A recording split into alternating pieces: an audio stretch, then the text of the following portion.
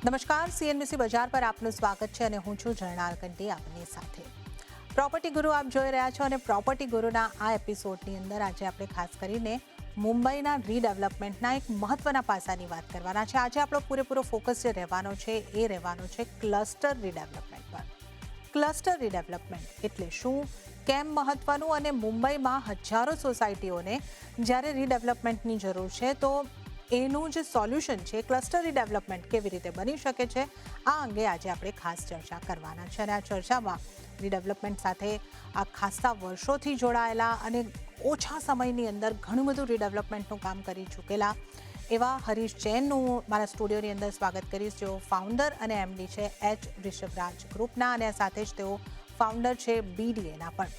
અને આની સાથે જ આપણી સાથે જોડાયા છે કેવલ વાલંબ્યા, જો મેનેજિંગ પાર્ટનર અને ગ્રુપ સીઈઓ છે એચ રિષભરાજ લેન્ડમાર્ક્સ એલએલપીના. આપ બંનેનું સ્વાગત છે હરીશજી અને કેવલજી. તો આ એક મહત્વનો મુદ્દો આજે આપણે અહીંયા આગળથી ચર્ચવાના છે. કેવલભાઈ, શરૂઆત તમારી સાથે કરવી છે, કારણ કે જે રીતે મેં ઇન્ટ્રોડક્શનમાં કીધું કે મુંબઈમાં હજારો સોસાયટીઓને રીડેવલપમેન્ટની જરૂર છે અને રીડેવલપમેન્ટને લઈને સોસાયટીના સભ્યોને, સોસાયટીને પણ ઘણી બધી ચિંતા, ઘણા બધા પ્રશ્નો અહીંયા આગળથી રહેતા હોય છે. અને આપણે મુંબઈની વાત કરીએ તો લેન્ડ પાર્સલ જે છે, હવે ઘણા બધા બિલ્ડિંગો એવા છે કે છૂટાછવાયા સ્ટેન્ડ અલોન બિલ્ડિંગ જેને આપણે કહીએ છીએ એ રીતના બનેલા છે, જે ખાસા જૂના છે. હવે આ છૂટાછવાયા લેન્ડ પાર્સલ અને ઇન્ફ્રાસ્ટ્રક્ચર આપણે મુંબઈનું જોઈએ તો ઓવરસ્ટ્રેચ ઇન્ફ્રાસ્ટ્રક્ચર, તો આ એક બિલ્ડિંગનું રીડેવલપમેન્ટ એ યોગ્ય સમાધાન કેમ નથી અને ક્લસ્ટર રીડેવલપમેન્ટની કેમ જરૂર છે? ઝરનાબેન, ધન્યવાદ તમારા પ્રશ્ન માટે અને અમને અહીંયા તમારી ચેનલમાં આમંત્રિત કરવા માટે. રીડેવલપમેન્ટ કોઈ પણ રીતનું ખોટું નથી, ચાહે સિંગલ બિલ્ડિંગ રીડેવલપમેન્ટ હોય કે ક્લસ્ટરનું હોય. આપણે સમજવાની જરૂર એ છે કે રીડેવલપમેન્ટ માટે એનું જે ઇન્ફ્રાસ્ટ્રક્ચર છે, રીડેવલપમેન્ટનું જે ઇમ્પોર્ટન્સ છે એ દરેક વસ્તુની અલગ અલગ એની ઇમ્પોર્ટન્સ છે. ફોર એક્ઝામ્પલ, આજે આપણે એક સિંગલ બિલ્ડિંગનું રીડેવલપમેન્ટ કરીએ તો એ પ્લોટની અંદર જે બિલ્ડિંગ છે એ રીડેવલપ થાય, તમને કદાચ મોટા ઘર મળે, તમને કદાચ સારી એમ્યુનિટીઝ મળે અંદર, પણ જે તમારું નેબરહુડ છે એ હજી એનું જ રહે છે. તમારું જે ઇન્ફ્રાસ્ટ્રક્ચર છે, તમારું જે ડ્રેનેજ, તમારું સ્યુએજ, જે તમારું લોકલ લેવલ ઉપર જે હોય છે એ અનઅફેક્ટેડ રહે છે, એ એવું ને એવું રહે છે. જ્યારે ક્લસ્ટર ડેવલપમેન્ટમાં તમે એક સાથે એક મોટો ચંક ઉપાડો છો રીડેવલપ કરવા માટે, જેમાં એકથી વધારે સોસાયટી પણ હોઈ શકે છે અથવા ઓછી પણ હોઈ શકે છે, અને એ આખું અર્બન ડિઝાઇન લેવલ ઉપર, આ અર્બન ડિઝાઇન એક નવો શબ્દ છે જે આપણા ઇન્ડિયન પેરામીટરમાં હમણાં બહુ ચર્ચામાં આવ્યો છે. આપણે અર્બન પ્લાનિંગ નહીં, આપણે આખા સિટીનું પ્લાનિંગ નહીં, પણ શહેરના એક નાનકડા ભાગને આપણે રિજુવિનેટ કરીએ છીએ, અને એ જ છે ક્લસ્ટર ડેવલપમેન્ટ. હવે ક્લસ્ટર ડેવલપમેન્ટમાં તમે એક ઘણા મોટા પ્લોટને તમે ફરીથી રીડેવલપ કરી શકો છો. એનું રસ્તા છે, એના જે સ્યુએજ સિસ્ટમ્સ છે, એની ડ્રેનેજ સિસ્ટમ્સ છે એ ફરીથી નવી કરી શકો છો. ઓપન સ્પેસીસ તમે વધારે મોટી આપી શકો છો. એટલે ઓવરઓલ જે અર્બન ફેબ્રિક છે મુંબઈનું એ સુધરી શકે છે. એટલે બંને રીડેવલપમેન્ટ પોતપોતાની જગ્યાએ સાચા છે. સિંગલ પ્લોટનું પણ રીડેવલપમેન્ટ થાય અને ક્લસ્ટરનું પણ થાય, પણ બંનેની જે આપણે જે ફાયદો એઝ અ સિટી અને એઝ અ રેસિડન્ટ આપણને જે મળે છે એ ક્લસ્ટર ડેવલપમેન્ટમાં વધારે મળે છે. આ મારો જવાબ છે. ઓકે, તો અહીંયા આગળથી આપણને કેવલજીએ સમજાવ્યું છે કે એક તો રીડેવલપમેન્ટની આપણે વાત કરીએ ત્યારે ક્લસ્ટર રીડેવલપમેન્ટ એ શું છે, કઈ રીતે અલગ પડતું હોય છે, તો એની આપણે જો અહીંયા આગળથી વાત કરીએ તો મોટું લેન્ડ પાર્સલ, એકથી વધારે સોસાયટીઓ અહીંયા આગળથી ક્લસ્ટર રીડેવલપમેન્ટમાં એક સાથે જઈ શકે છે અને વધારે સુવિધાવાળો અહીંયા આગળથી એક બની શકે છે, અને અર્બન પ્લાનિંગ, આખા શહેરનું પ્લાનિંગ જે છે એ અહીંયા આગળથી સુધરતું દેખાઈ શકે છે. રિષભજી, આપની પાસેથી મારે ખાસ કરીને એ સમજવું છે કે ક્લસ્ટર રીડેવલપમેન્ટ એ એક રીડેવલપમેન્ટનો આપણે કહી શકીએ કે એક મોટું સોલ્યુશન છે, જે વધારે લોકોને આપણે રીડેવલપમેન્ટ આપવાની જરૂર છે, વધારે સોસાયટીને આવરવાની જરૂર છે. તો આ એક બહુ મોટું, આપણી સામે જે મોટી સમસ્યા છે એનું સમાધાન છે કે એક આપણે ઓપોર્ચ્યુનિટીની રીતે આને જોવું જોઈએ? જ્યારે આપણે જોઈ રહ્યા છે કે શહેરના વિકાસની પણ વાત છે, ડેવલપમેન્ટ જે કરે છે ડેવલપર, એને પ્રોજેક્ટ કેટલો વાયબલ થાય છે એની પણ વાત છે. તો એક ઓપોર્ચ્યુનિટી કે આ એક બહુ મોટું એક સમાધાન છે મોટી સમસ્યાનું? જેન્યુઅનલી સમજો કે રીડેવલપમેન્ટ આ છેલ્લા 15-20 વર્ષથી મેજર મુંબઈમાં ચાલી રહ્યું છે, અને જે આપણે આજે આ ક્લસ્ટરની વાત કરીએ છીએ દેટ ઇઝ એકચ્યુઅલી આજની ટાઈમના હિસાબે બહુ વ્યવસ્થિત રીતે જે ક્લસ્ટર પોલિસી ગવર્મેન્ટે જે અહીંયા લાવી છે એનો ફાયદો બધાને લેવો જોઈએ. અને હું તમને કહું છું કે આજે તમે ટોપિક લીધો છે એ બહુ મહત્ત્વનો ટોપિક છે અને એમાં બધાને આ ક્લસ્ટર રીડેવલપમેન્ટ શું અગર સમજી જાય તો ઇટ ઇઝ અ જેન્યુઅનલી આ એક બહુ સારી સ્કીમ ગવર્મેન્ટે લોન્ચ કરી છે.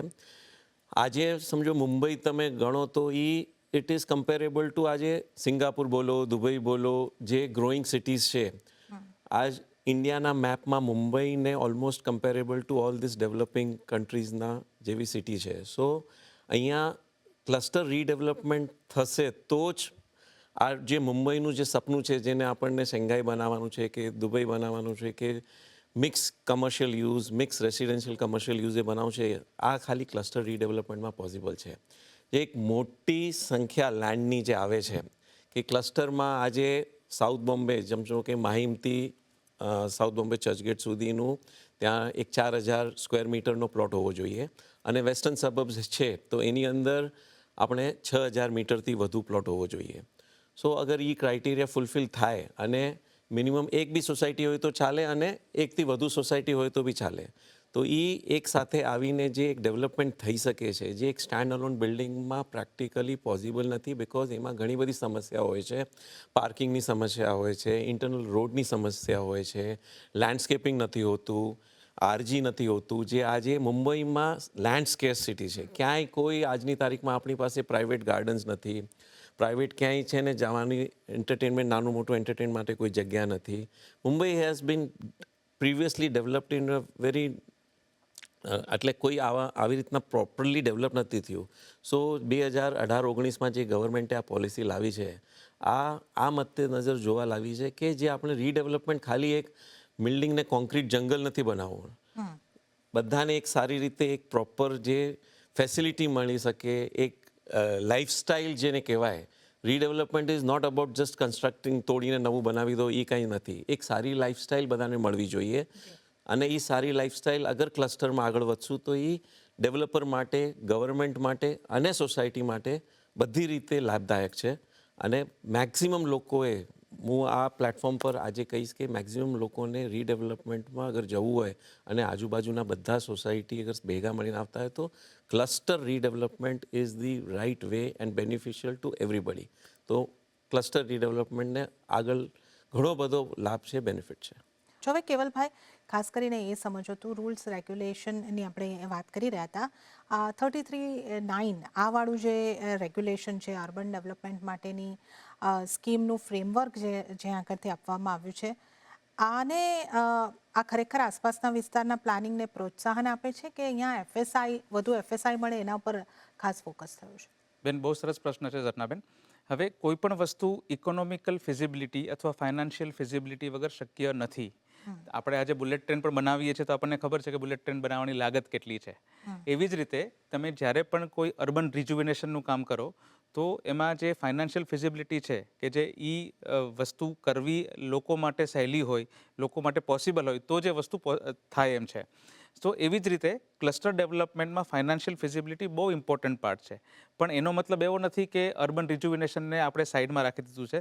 સરકારશ્રીએ બહુ સરસ આ યોજના બનાવી છે 33(9), જેમાં જે યોગ્ય ડેવલપર હોય, જે આ કરવાની ક્ષમતા રાખતા હોય, એવા જ ડેવલપર્સ માટે આ સ્કીમ ફિઝિબલ છે. એટલે ફાઇનાન્શિયલ ફિઝિબિલિટી તો જ હોય જ્યારે એમાં બિઝનેસ સેન્સ હોય.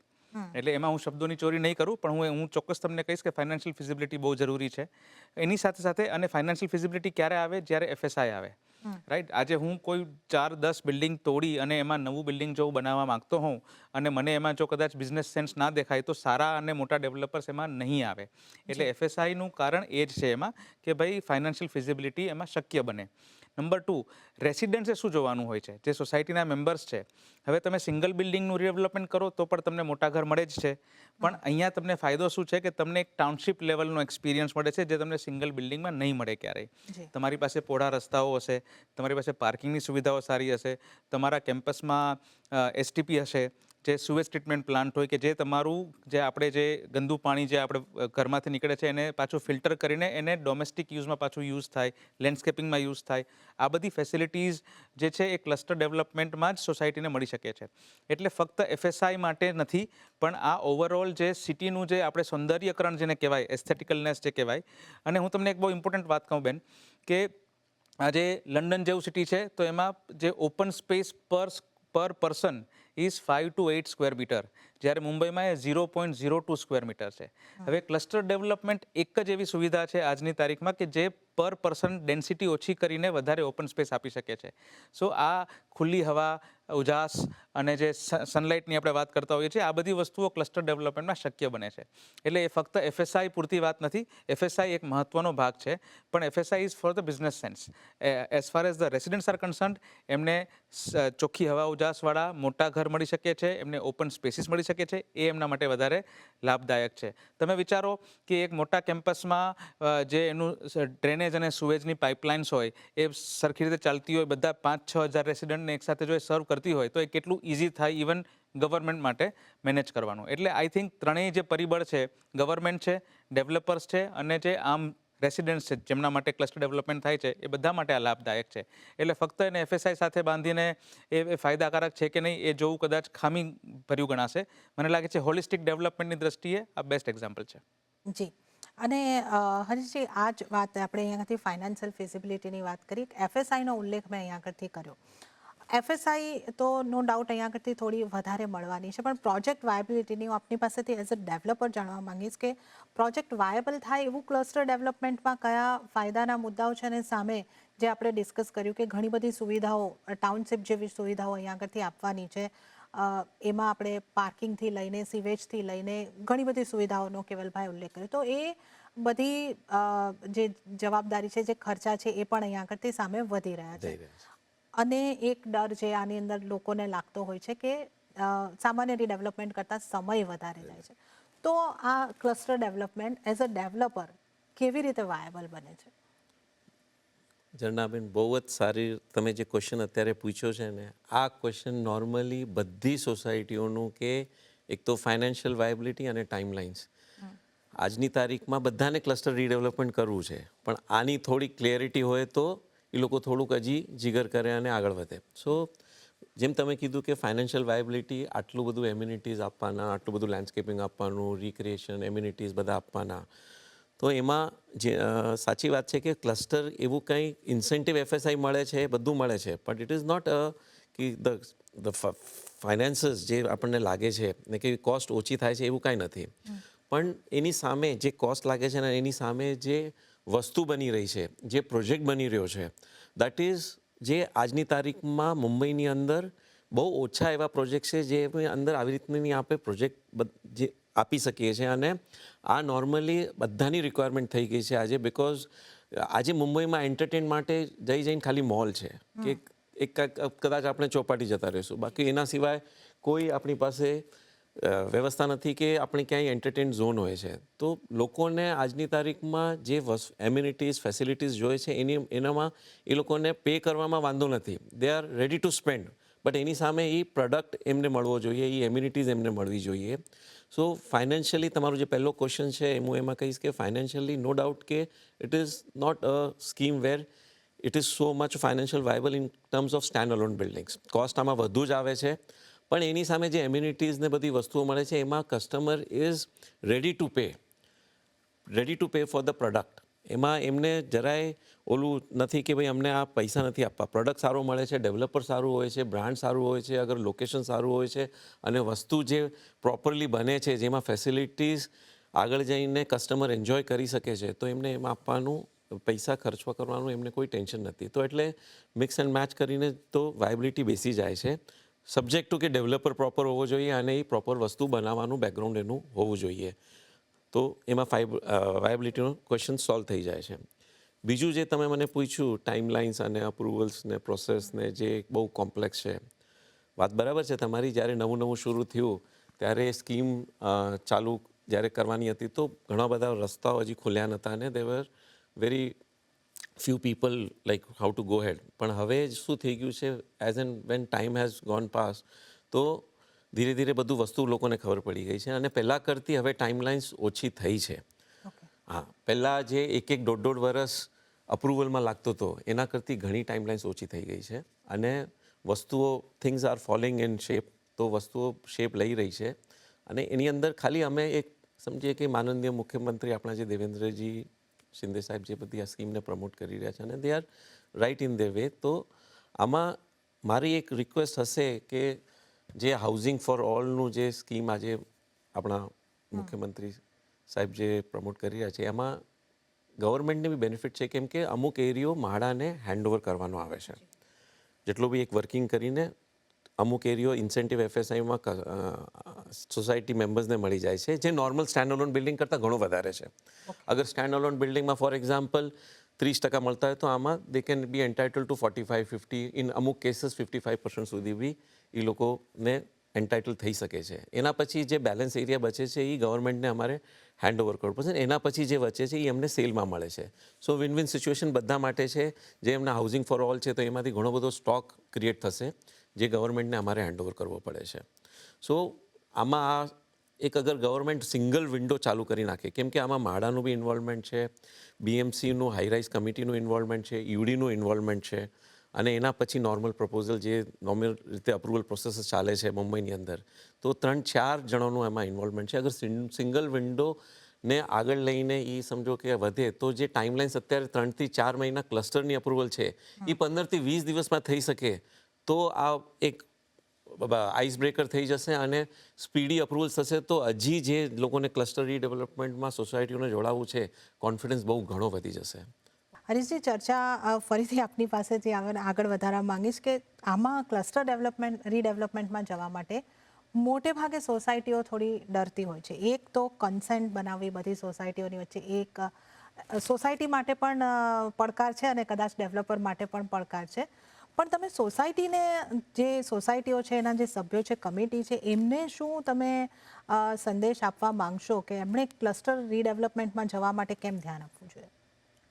બરાબર, તમે એક બહુ સારો સવાલ અત્યારે રાખ્યો છે, જેનું જેન્યુઅનલી અમને અત્યારે આ સ્ટેજ, આ પ્લેટફોર્મ ઉપર હું કહીશ કે જે ક્લસ્ટર રીડેવલપમેન્ટ સ્કીમ છે, this is the right time આનો બેનિફિટ લેવાનો. અને જે નાની મોટી ડર કે નોલેજની થોડીક અભાવ કે જે છે સોસાયટીઓમાં, હું અહીંયા કહેવા માગું છું કે ક્લસ્ટર રીડેવલપમેન્ટમાં સોસાયટી અગર પ્રોપરલી સ્ટડી કરીને એનો પ્રોસેસ સમજી જાય અને એના બેનિફિટ્સ અગર સમજી જાય તો ક્લસ્ટર જેવી સ્કીમ નથી. સો બધા સોસાયટી, જે બી નેબરિંગ સોસાયટીઝ કે એક જ સોસાયટીમાં, એસોસિએશનમાં, અગર ફેડરેશનમાં ઘણી બધી સોસાયટીઝ છે તો એ લોકોને સૌથી ફર્સ્ટ ઓપ્શન એક્સપ્લોર કરવો જોઈએ ક્લસ્ટર, રેધર દેન આજ બીજા બધા ઘણા ઓપ્શન્સ અવેલેબલ છે, 20B છે કે 11 છે. બટ હું તમને કહીશ કે 20B અને 11માં બી એટલી જ FSI છે જેટલી ક્લસ્ટરમાં છે. પણ ક્લસ્ટરમાં એટલા બધા બીજા બેનિફિટ છે કે તમને અપ્રુવલ પૂરું 1 સ્ટ્રોક, જ્યારે તમારી પ્લીન CC આવી જાય એના પછી ઉપરનું અપ્રુવલ 1 સ્ટ્રોક મળી જાય છે, જે કે 20B અને 11માં નથી, કેમ કે એ PTCથી કનેક્ટેડ છે. તો PTC જ્યારે હેન્ડઓવર કરો તો બીજી તમને CC મળે. આમની અંદર એક બેનિફિટ છે. અને મેજરલી ક્લસ્ટરમાં સોસાયટીનું જે ડર છે કે કેટલો ટાઈમ લાગશે, અપ્રુવલમાં કેટલો ટાઈમ લાગશે, અને જતાં પાછું આ લોકોને બધાને ભેગા કેવી રીતના રાખવાના, એ સૌથી મોટો પોઈન્ટ. કે આજે અહીંયા મનાવો આને તો આ સોસાયટીના કંઈક બીજા કારણોસર એ લોકોને થોડુંક ટેન્શન આવી જાય છે, પછી ઓલી સોસાયટીને મનાવો તો ત્યાં આગળ મગજમારી ચાલુ થઈ જાય છે.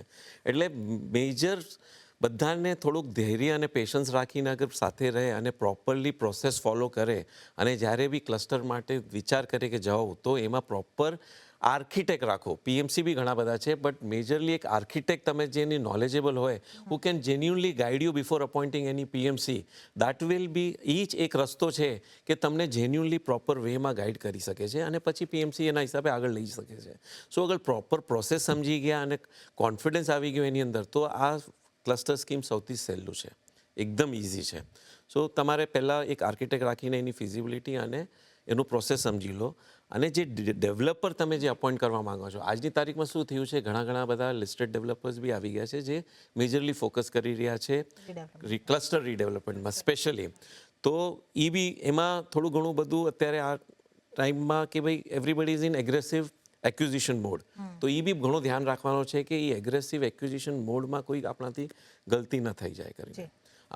Many very good and big listed developers are into the redevelopment now and doing fantastic, and I really appreciate कि મુંબઈમાં આ બધા ઓલ ઓવર ઇન્ડિયાથી ડેવલપર આવીને ક્લસ્ટર સ્કીમને પ્રમોટ કરી રહ્યા છે. Today we have all around developers from India G participating in cluster redevelopment of Mumbai, which itself is a really great growing story. જે આગળ જઈને બહુ મોટું આ ક્લસ્ટર રીડેવલપમેન્ટ પ્રમોટ થશે અને એનો બેનિફિટ બધાને થશે. સો સોસાયટીએ ગભરવું નહીં, સોસાયટીએ પ્રોપર પ્રોસેસ ફોલો કરવો, સોસાયટીએ ડેવલપરનું બેકગ્રાઉન્ડ ચેક કરવું બહુ જરૂરી છે કે છેલ્લું આ આટલા વર્ષમાં ભલે ક્લસ્ટરની પણ રીડેવલપમેન્ટ બી કેટલા પૂરા કર્યા હોય, રીડેવલપમેન્ટના કમિટમેન્ટ કેટલા પૂરા કર્યા હોય. સો અગર એ બધું ધ્યાનમાં રાખતા અગર સોસાયટી આગળ વધે તો હું તમને કહું છું કે ક્લસ્ટર ખાલી એક પેશન્સ રાખવાનો, કેમ કે એમાં નોર્મલ રીડેવલપમેન્ટથી 4 થી 5 મહિના વધુ લાગે છે, એના સિવાય કાંઈ નથી. પછી ઇટ ઇઝ અ નોર્મલ જે રીડેવલપમેન્ટનો પ્રોસેસ છે એ જ છે. એ 4-6 મહિના અગર પ્રોપર હોમવર્ક કરીને પ્લાનિંગ કરી નાખે તો તમારું આ છે. અને પછી એક વસ્તુ હજી ધ્યાન રાખવી છે, કેમ કે જ્યારે એક ડેવલપર અપોઇન્ટ થઈ ગયા પછી એને જેને અપ્રુવલ માટે જે ટાઈમલાઇન્સ લાગે છે એ ટાઈમ દરમિયાન સોસાયટી મેમ્બરો એક રહેવું બહુ જરૂરી છે. જી that is very sensitive time કે હજી શું થયું, હજી કંઈ થતું નથી, હજી કંઈ આગળ વધતું નથી. સો એ ટાઈમે એ લોકોને બધું ભેગું થઈને ડેવલપરને પૂરેપૂરો સપોર્ટ કરે તો એ અપ્રુવલ્સ તમારા ટાઈમસર આવી જશે. અને એક વખત આ 3 અપ્રુવલ આવી ગયા then it is good, platform open છે, તમારે નોર્મલ રીડેવલપમેન્ટ થઈ જાય છે with getting benefits of extra area, amenities, playgrounds, all the amenities. આજ 30-40 એમ્યુનિટીઝ આપણે પ્લાન કરી શકીએ છીએ જે પ્રેક્ટિકલી યુઝમાં આવે છે. ઓકે, તો એક સાથે રહીને જો ધીરજ રાખશો તો ક્લસ્ટર રીડેવલપમેન્ટ એ તમારે માટે બહુ જ ફાયદાની વાત બની શકે છે. કેવલભાઈ, બહુ જ ક્વિકલી, કારણ કે બહુ જ સમય ઓછો છે, એવા કયા 1-2-3 રિફોર્મ્સ જે ક્લસ્ટર રીડેવલપમેન્ટને સપોર્ટ કરી શકે? બહુ સરસ પ્રશ્ન. મને લાગે છે કે તમારા પ્લેટફોર્મના માધ્યમથી હું ગવર્મેન્ટશ્રીને વિનંતી કરીશ કે જેવી રીતે શ્રી હરીશભાઈ કીધું એવી રીતે એક single window system will be the best mechanism cluster development માટે. કારણ કે આજે અમારે અલગ અલગ, કારણ કે 20,000 મીટરથી મોટો પ્લોટ જ હોય છે, એટલા માટે આપણે MOEF એટલે એન્વાયરમેન્ટ ક્લિયરન્સ માટે જવું પડે છે, આપણે BMCના ક્લિયરન્સ માટે જવું પડે છે, આપણે વોર્ડ લેવલના ક્લિયરન્સીસ માટે જવું પડે છે. તો જો એક સિંગલ વિન્ડો સિસ્ટમ જો ગવર્મેન્ટ આ ક્લસ્ટર ડેવલપમેન્ટને સપોર્ટ કરવા માટે જો આ ચાલુ કરે, જેની સાથે ઓથોરિટી પણ હોય, એ સિંગલ વિન્ડો સિસ્ટમ એટલે ફક્ત સબમિશન માટે નહીં પણ એ પ્રશ્નોનું નિરાકરણ અને અપ્રુવલ માટે પણ જો સિંગલ વિન્ડો સિસ્ટમ હોય તો આજે જે તમે વાત કરી આગલા પ્રશ્નમાં કે ભાઈ ડિલે થાય છે, તો એ ડિલેને હું જો મિનિમાઇઝ કરું તો હું હોમ બાયર્સ એટલે જે સોસાયટીના મેમ્બર્સ છે એ લોકોને જલ્દી ઘર આપી શકું. I think that's the only reform which is needed. અને જો એ આવી જાય તો ક્લસ્ટર ડેવલપમેન્ટ મને લાગે છે મુંબઈનું એક્ઝામ્પલ આખા ભારતમાં લાગુ કરી શકીએ છીએ. ઓકે, તો આજે આપણે આગળથી ક્લસ્ટર રીડેવલપમેન્ટ મુંબઈની સમસ્યાનું સમાધાન બની શકે છે અંગેની વાત કરી અને દેશ માટે એક આદર્શ ઉદાહરણ પણ આ ક્લસ્ટર રીડેવલપમેન્ટ મુંબઈ શહેર આપી શકે છે. ત્યારે જ આ ખાસ ચર્ચામાં જોડાવા બદલ કેવલભાઈ આપનો અને હરીશભાઈ આપનો ખૂબ ખૂબ આભાર. આપ સ્ટુડિયોમાં આવી અમારી સાથે આ ચર્ચામાં જોડાયા. ત્યારે જ પ્રોપર્ટી ગુરુની આ રજૂઆતમાં હાલ પૂરતું આટલું જ. હાલ મને પણ આપશો રજા. વધુ અપડેટ અને સમાચારો માટે આપ જોતા રહો CNBC બજાર. નમસ્કાર.